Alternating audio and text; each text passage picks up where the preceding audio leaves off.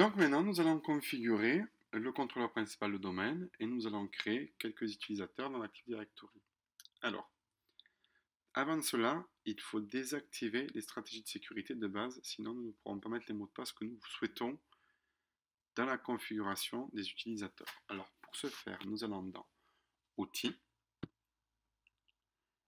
Stratégie, alors c'est Gestion des stratégies de groupe.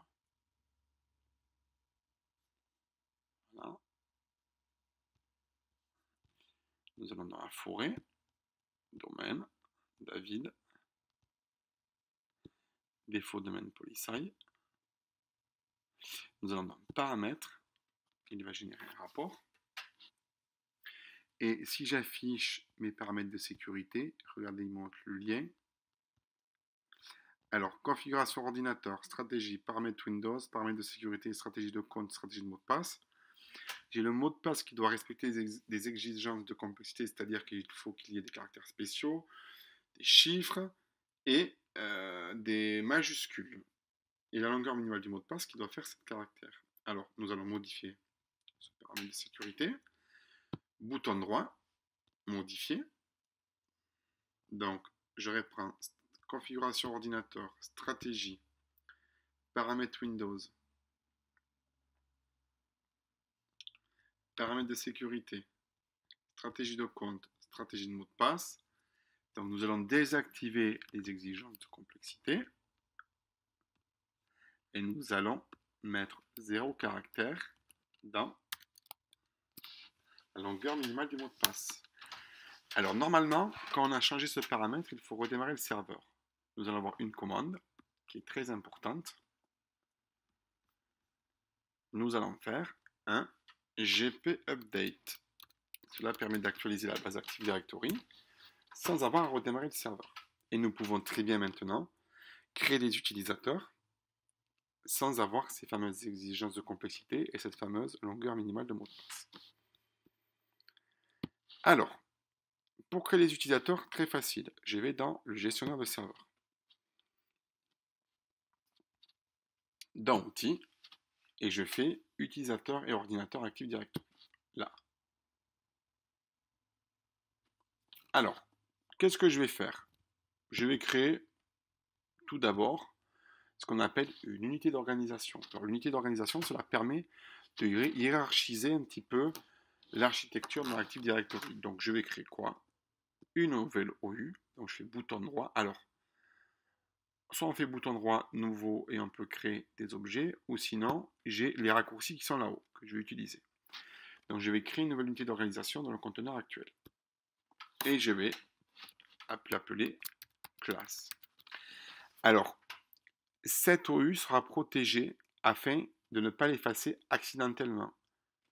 Si vous voulez la supprimer par la suite, regardez, si je vais faire supprimer, je ne peux pas. Parce qu'elle est protégée. Donc si vous voulez la supprimer, il faut aller dans affichage, fonctionnalité avancée. À ce moment-là, j'aurai plus de possibilités. Je vais sur mon unité d'organisation, je fais bouton droit, propriété, et je vais aller dans objet, et je vais désactiver ce menu-là. Et là, du coup, je pourrais la supprimer. Ce que je vais faire, et j'ai supprimé. Donc je repasse à l'affichage classique. Je vais la recréer.